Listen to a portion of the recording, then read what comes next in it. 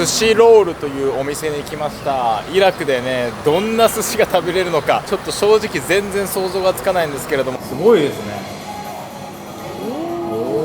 北海道という名前のスイーツまであります。ちゃんと全部日本語が書いてあるのがいいですね。日本語に翻訳した時に変な翻訳になっちゃったんじゃないですかね。これはちょっとね、世間は許してくれませんよ。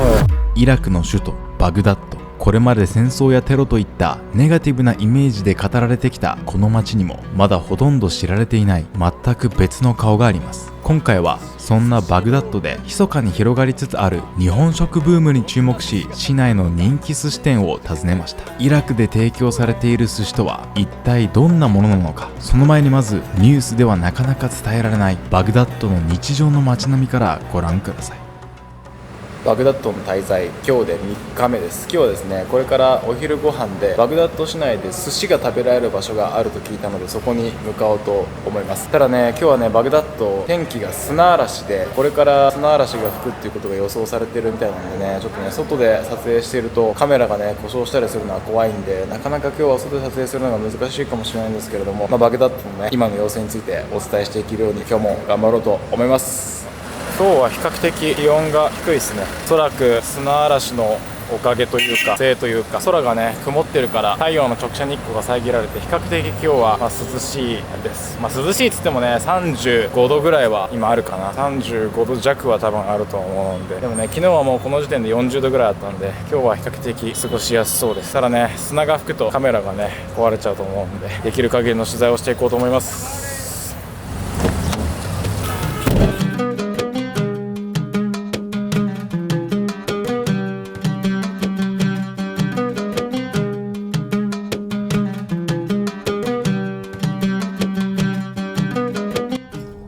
昨日に比べるとね、このフロントガラスが汚れているのがわかるかな。これ全部細かい砂が全部ねフロントガラスについてるんですよね。こういうね細かい砂はねカメラの間とかに入っちゃってカメラが故障する原因にもなりかねないんで、ちょっとね今日は屋外での撮影どこまでできるかなっていう感じなんですけれども、車の中からこのバグダッドの街並みをいろいろと映していければなと思います。ひとまずお寿司屋さんに向かって30分ぐらい移動です。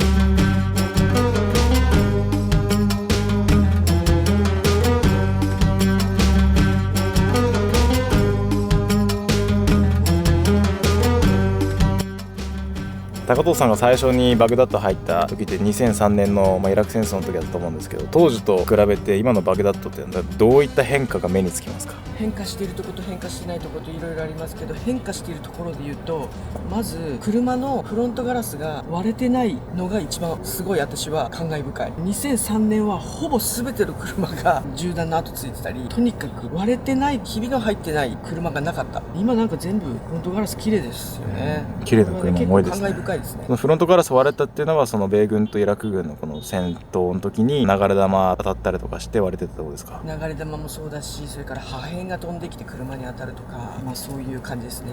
爆風もそうだし、もともと経済制裁中だったから、91年以降12年間経済制裁中だったから車自体も古かったんですよ。で今もまだびっくりするぐらい古いトヨタのクラウンとかカローラとか止まってたり、本当に動くのかなって感じですけど、ああいうのがほとんどだったんですよ。本当に昔のクラウンを、それを経済制裁中部品が手に入らないから、本当に皆さん直し他のメーカーの車の部品とか使いながら直してずっと乗ってた。で2003年の後半ぐらいに輸入車増えていったんですけど、それでもやっぱりフロントガラスひびが入るみたいなことっていうのはやっぱたくさん起きてたから、すごい今は綺麗ですね。車がね、古い車でもちゃんとガラスが綺麗。当時だと多分もうフロントガラス割れて修理してもまたすぐ割れちゃうみたいな状況だったから、そのまんまの感じでしたね。そうですよね、修理したところでまたどうせ同じになるからみたいな。それを考えると本当どんな人も銃弾とか破片とかに当たるリスクがあったっていう風に考えられますよね。そうですね。空爆なんかがあればね、ピンポイント爆撃なんて言うけれど、結局そこにドンってなったら、周りにものすごい破片も飛び散るし、いろんな被害もすごくあるし、そういった人たちをたくさん見てきました。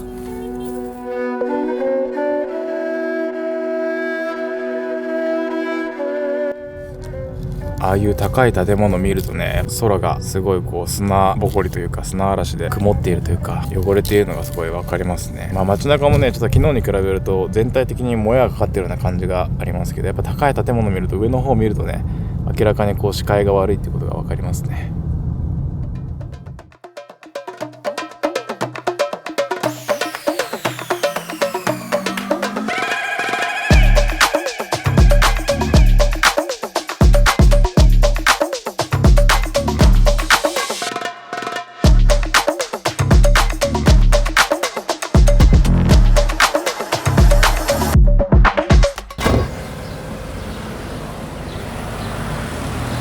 巻き寿司寿司ロールというお店に来ました。イラクでね、どんな寿司が食べれるのかちょっと正直全然想像がつかないんですけれども、行ってみようと思いま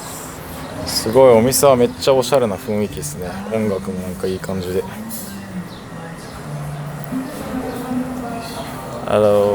すごい綺麗。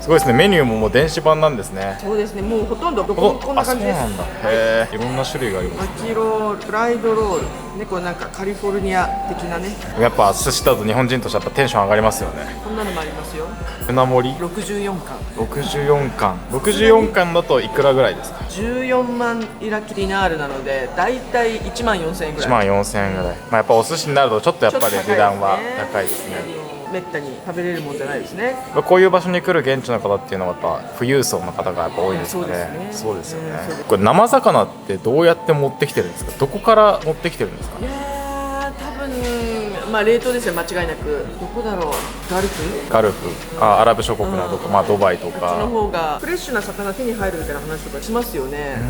そうなんです。でもちょっとわかんないですけど、一番近いところだとそこかな。イラクの人たちは魚を食べる習慣はあるんですか？魚はね、鯉を食べますね。鯉。チグリス川にいる鯉を網に挟んで炭火焼きでこうじっくり焼くんですよ。高野さんのイラク水湖伝という本の中に出てきた鯉の円盤焼きみたいな。あれマズグーフって言うんですけど、あれはもうイラク各地どこでも。あ、そうなんですね。あと1箇所だけすごいイラクって内陸じゃないですか。6カ国に囲まれてる。だけど1箇所バスラに港があるんですよ。チグリス川とユーフラテス川がドッキングしてシャッタルアラブ川ってなって海に流れる。そこのところはやっぱり他にも魚食べるんですよ。それがあれ名前忘れちゃった。後で聞こう。すごい美味しいの。なんかね、小さいなんかカレーみたいなやつ、すごい美味しいんですよ。そこが唯一海の魚も食べるみたいな。内陸ではまずないです。そもそもでも魚を生で食べるなんていうのは全くないですよね。ないですね。今ドライバーはもう寿司は食べれないって逃げましたね。撤退してきました。今ね、お店の人がお水持ってきてくれたんですけど、ちゃんとねいい感じのボトルに詰められてすっごい冷えてるし、寿司ロールってお店の名前もね、多分アラビア語でも多分書いてると思うんですけど、あとはこのおじさんのロゴがちょっと何とも言えない感じの、ね、ロゴですけど、でもデザインもしっかりしててね、なんかすごい洗練されている感じですね。であとはね、一緒に湯飲みも持ってきてくれました。多分水をねこれで飲むんだと思うんですけど、ちゃんとした、寿司屋っていうことで湯飲み付きで来ました。いやー、なんかちょっとね期待値上がっちゃいますね。僕が普段よくいるウガンダでもね、日本食レストランの山線っていう日本人の方が経営してる、すごいかなりレベル高い日本食レストランがあるんですけどね、そこでも寿司食べられるんですが、まさか中東でもね食べられるとは思ってなかったので、ちょっと期待値上がっちゃいますけど、イラクの寿司とは一体どういうものなのか取材してみようと思います。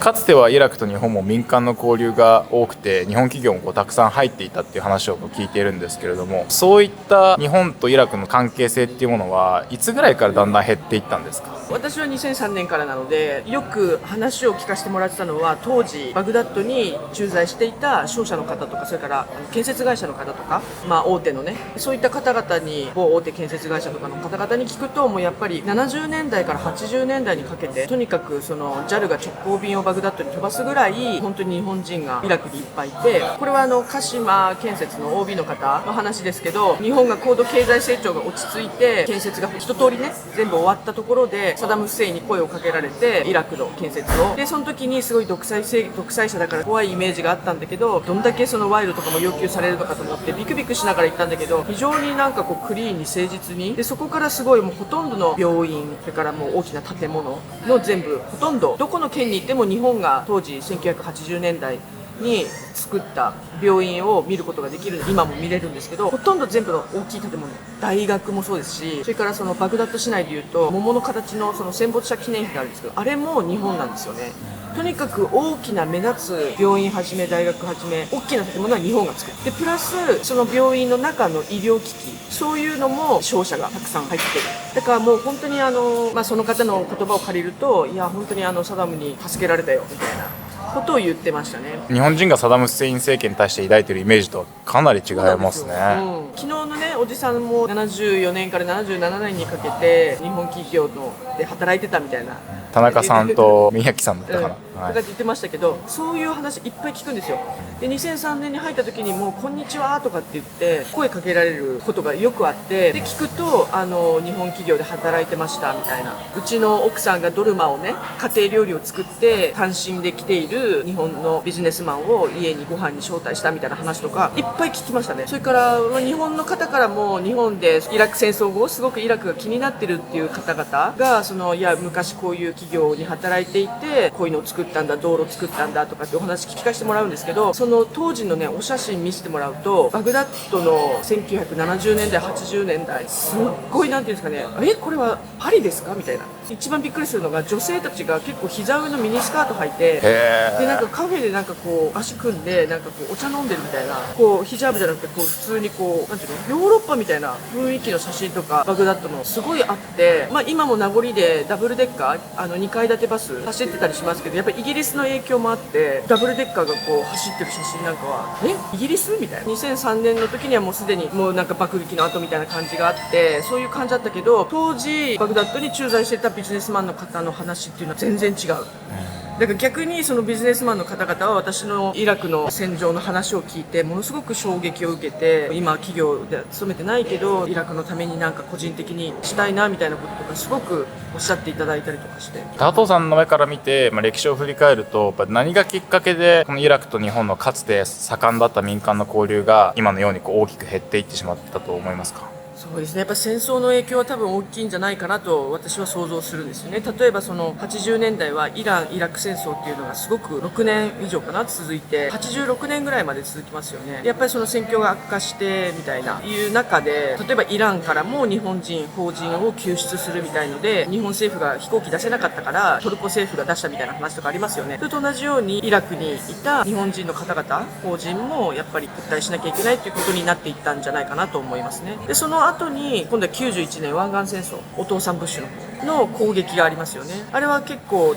バグダッドから南部にかけて激しい空爆があったりしましたよね。でそれも影響してるし、湾岸戦争自体はそんなに長引いてないですけど、94年だったかな、砂漠の狐作戦とかでアメリカがイラクに向けて攻撃するとかありましたし、で2003年のイラク戦争ですよね。もう完全に皆さん出てくださいっていう状況になりました。やっぱり2003年のイラク戦争とその後の米軍の占領でその後こう過激派が入ってくるとかっていうところで多分決定的になったんじゃないかなと思うんですけど、やっぱお話聞いてるとやっぱり政治的な影響っていうものもかなりあるんじゃないかなっていうふうに、かなりというかもうすごいあるんじゃないかなと思いますね。政治戦争の影響ありますね。結局イラク戦争なんかでも戦争きっかけにで占領が始まったけれども、結局戦争って新たな分断を作ったりもともとあった分断を深めたりみたいな感じになるじゃないですか。だからそれが本当にもう見ていて目の前でそれが展開されていく。この前まで夫婦だったのにとか、この前までご近所同士で笑い合ってたのにみたいのが2005年以降にそのイスラム教のシーア派とスンニ派のその宗派対立が起きてた時に本当にこう引き裂かれるようにして、そのシーア派の過激派とスンニ派の過激派に取り込まれるようにしてご近所付き合いとかがなくなっていき、疑心暗鬼になりお互いをこの疑い出してもうなんていうのかな、離婚も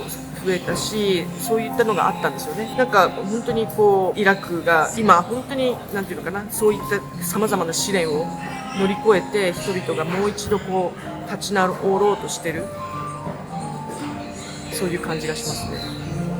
今こうやってねイラクの取材を受けて、そしてバグダッドっていう言葉に対する日本の皆さんのイメージをある意味変えるためにこういうね日本食レストラン来たりとか、ちょっとこう観光地を回ってみたりとかしていて、多分この映像だけ見てるとね、おそらく多くの方は、危険っていうイメージは全く持たないと思います。実際にやっぱ危険じゃなくてもすごく危ない目にあったりすることもないし、もちろん銃撃戦とかそんなのも絶対ないですし、現地の人たちも今はすごい安全っていう風に言ってくれているんですけれども、ただ、あんまり大きい声で言えないんですけれども、日本の外務省が出しているね治安のページを見てもらえると分かるように、イラクのほとんどの地域が真っ赤なレベル4で退避勧告が出ているっていう状況があって、もちろんそのね簡単にそういう治安のレベルを変えられないっていうものもあると思うんですけれども、やっぱり個人的な意見としてはやっぱイラク戦争後のやっぱ政治的な影響とかもあって、なかなか日本の政府もそう簡単に日本人にバグダッドとか、イラクに、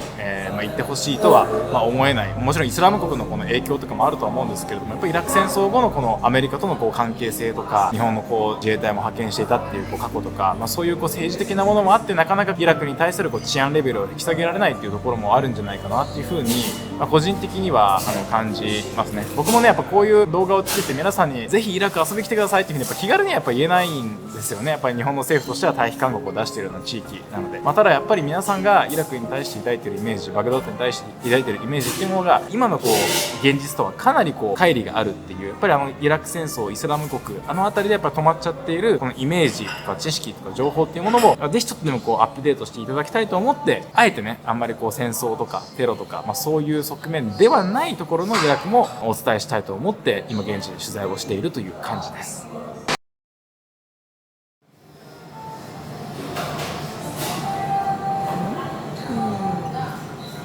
さあということで注文していた天ぷらが届きました。皆さんこれ見てください。イラクの天ぷらです。ちょっとね見た目的に天ぷらっていうよりかはフライヤンってちょっと思っちゃってるんですけれども、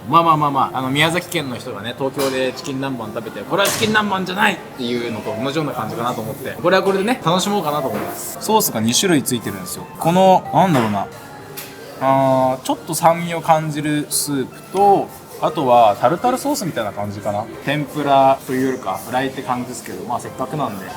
なんだろう、ちょっと切ってみます。何が使われてるのかわからないんで、魚系かな、なんだろう。中身はこんな感じです。白身魚かな、おそらく白身魚ですね。白身魚のフライかな。天ぷらと呼べるのかっていうちょっとところはあるんですけど、一旦食べてみようと思います。でも美味しそう。いただきまーす。めっちゃ白身魚のフライです天ぷらではない。天ぷらじゃないかな。白身魚のフライとして食べればめちゃくちゃ美味しいです。タルタルソースにちょっと唐辛子が使われているような感じで、少し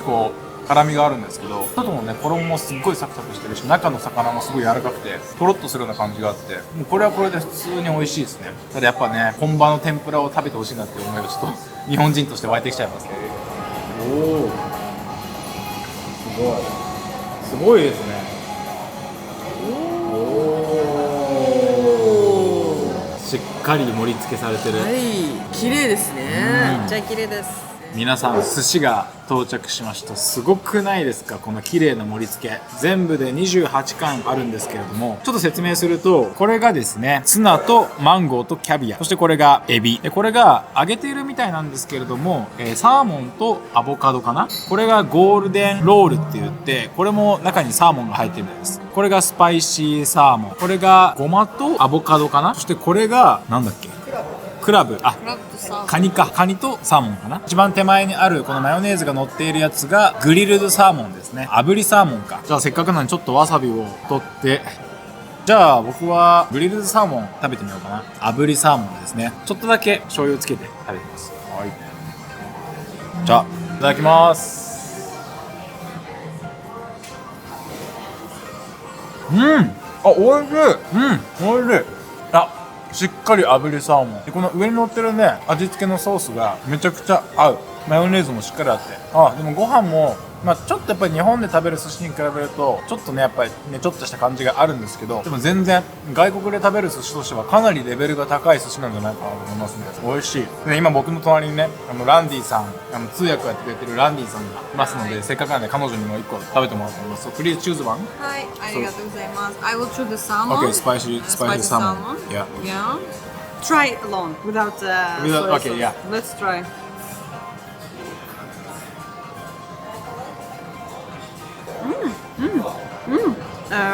I think this time is good. Better than before. ちょっと spicy. ちょっとスパイシー、美味しい。美味しい。美味しい。本当に。イラク人から美味しいいただきました。他もねいろいろちょっと種類があって試してみたいんですけれども、時間が経つとあれなので、今高藤さんも後ろでもう早く食べたそうに待ってるんで、まあ、このねお寿司を食べて、この後ねバグダッドからさらに別の場所に取材していきたいと思いますので、引き続きこの後の取材も頑張っていきたいと思います。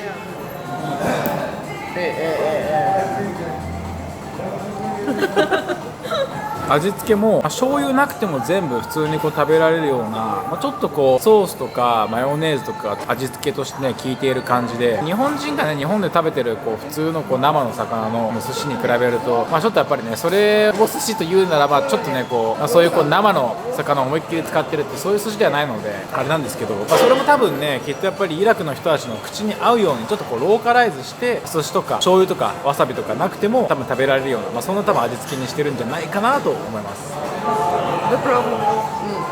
like鉛筆の pencil. You have a pen and apple.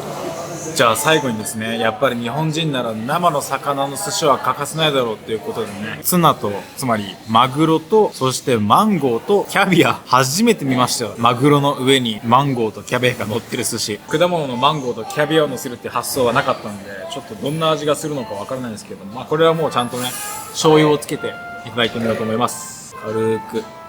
ただきます。一口いっちゃおう。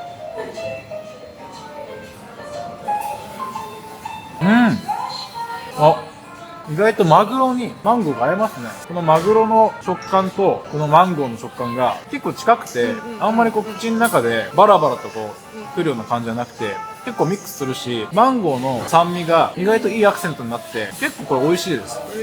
キャビアは分からなかったです。キャビアはどこで来たのか分かんない。でも本当にマンゴー、生のマンゴーにマグロ結構合いますね。意外と多分全然なんか合わないよとかそんな全然なくて、むしろすごいマッチする感じですね。これ意外と日本でもいけるかもしれない。消すために作ったのかああ、そうなんですか。でも普通に美味しいですよ。マッチしてて。これ全然日本でも皆さん作ろうと思うのも作れると思うんで、興味ある人はマグロの寿司にマンゴーのね切ったやつ乗せてぜひ食べてみてください。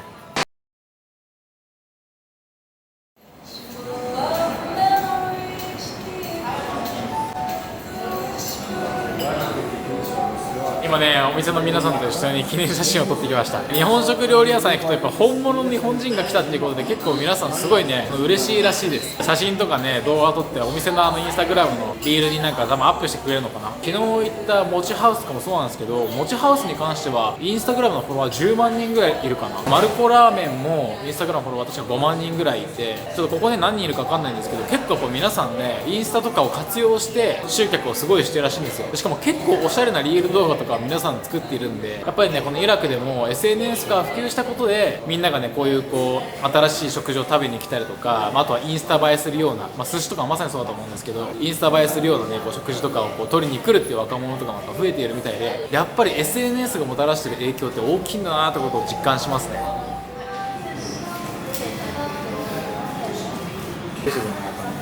Thank you so much. So after you share the post, please tag me. Yeah, okay. I'll share. Thank you so much. Promise. Yeah, thank you. Shukran. Thank you. I was very surprised to eat very delicious sushi here. It was my first time to eat tuna with mango. Actually, we don't have that kind of style in Japan, but it was delicious. I was surprised that the mango matches tuna very well. Roll sushi, it's kind of like maybe localized for Iraqi people, but for me it was very nice, and especially like I love salmon. I was very happy to eat all sushi with salmon. We are using the high quality. Yes. As you are Japanese. Yes, if I stay in Iraq, I will not miss sushi. I can eat sushi here. Yeah, you can eat it here. You're welcome anytime. Thank you so much. Thank you so much for your experience. Yeah, I will come back again. Yeah, Thank we you hope so to see you much. again. Yeah, I hope in the future more Japanese people are coming here. Yeah, and we have also like we will ask the Japanese embassy. Please try to invite the ambassador. Yeah, we will invite them now. Yes. Thank you so so much. much. Shukran. Thank you. Arigato. Arigato. Thank you. Shukran. スシロールバグダッドでお昼ご飯がっつり食べてね、今結構もうお腹パンパンなんですけれども、今高藤さんに聞いたら日本の美味しいチーズケーキを出しているっていうお店があるみたいで、そこはね北海道っていう名前のケーキかな、スイーツも置いてあるみたいで、そこもねなんか行くと日本食がバグダッドで来てるっていうことが分かるみたいなんで、もうかなりお腹パンパンなんですけれどもね、いやもう本当にイラク来てどんだけ食ってんだってもう自分で自分にツッコミ入れてますが、せっかくねこの日本食ブームが来ているってバグダッドで言われてるんで、もうそれを体験しに次はチーズケーキ食べに行こうと思います。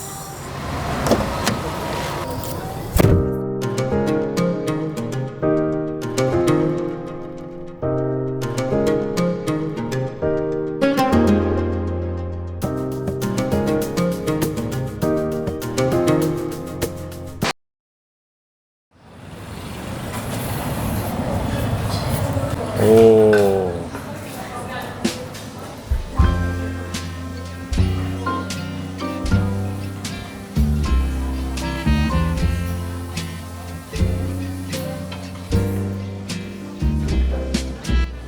ここにも美味しそうなスイーツが並んでます。チョコレートドーナツ、ロータスエクレア、クロワッサン、そして北海道という名前のスイーツまであります。ちゃんと全部日本語が書いてあるのがいいですね。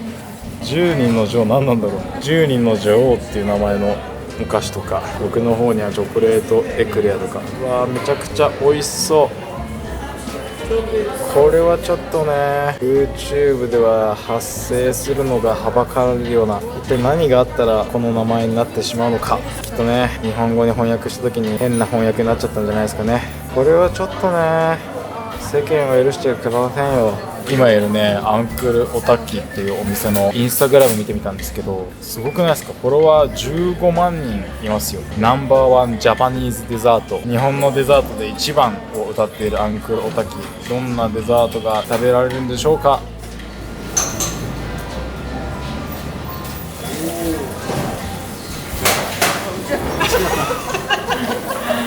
僕らのやつかなと思ってやったって昨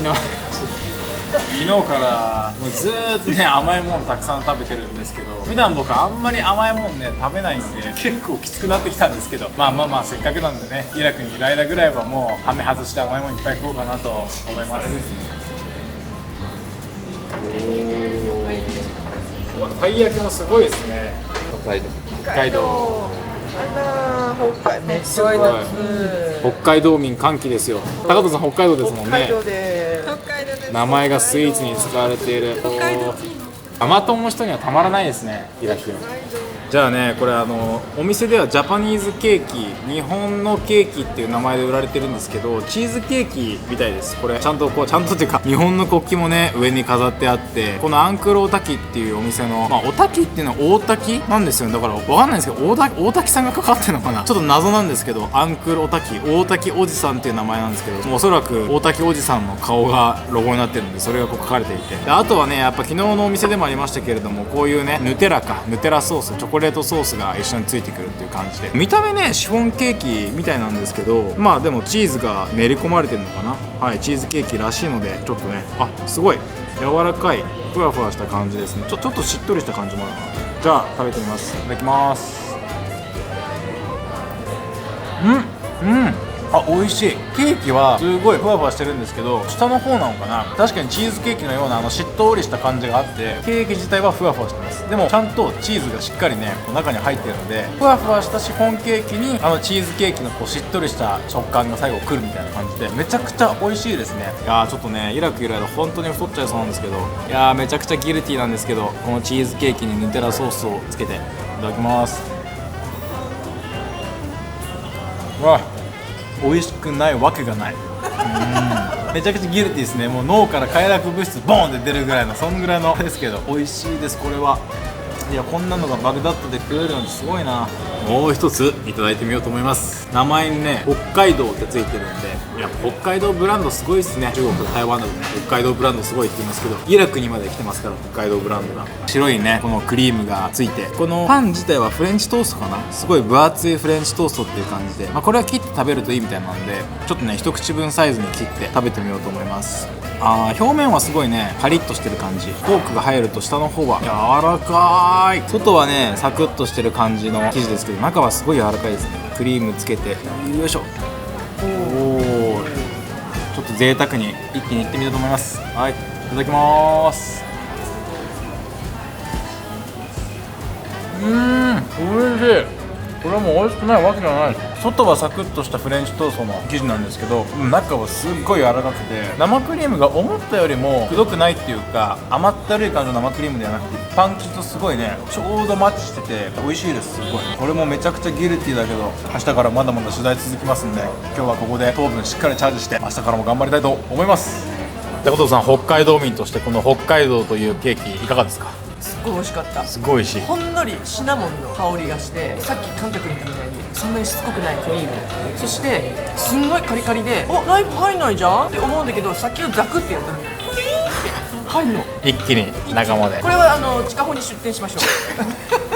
う。地元の人しか分からないけど、近穂札幌のね。札幌駅の。でもこれだったらね、全然日本でも戦えるレベルの美味しさですね。本当美味しかった。昨日からね、日本の名前を使ったスイーツショップを何軒か回ってきましたけど、僕もね、アフリカのウガンダとかやるときに結構中東からね、甘いお菓子とかクッキーとかそういうのが結構輸入されてるんで、アフリカやるときに現地のスーパーマーケットでそういうね、アラビア語が書いてあるクッキーとか買ってよく食べてたんですけど、中東のスイーツってちょっと甘すぎるとか、なんか暴力的な甘さを感じることがあるんですよ。とりあえず甘くしましたみたいな。ただ昨日から行ってるスイーツのお店っていうのはね、全部そういう暴力的な甘さが全然なくて、程よい甘さだったりとか、繊細な甘さみたいなものがちゃんと作られてるんですよね。だから伊達に日本の名前を使っていないというか、多分ですけど、やっぱり肥満の問題とか糖尿病の問題っていうのがやっぱり最近は中東の国々でも注目されてきているので、もしかしたらやっぱそういうちょっと健康志向な人たちも増えてきてるっていうところが、もしかしたらただ砂糖をたくさん使えばいいとかっていうところからの考えが変わる、もしかしたら要因になっているのかもしれないですね。とはいえね、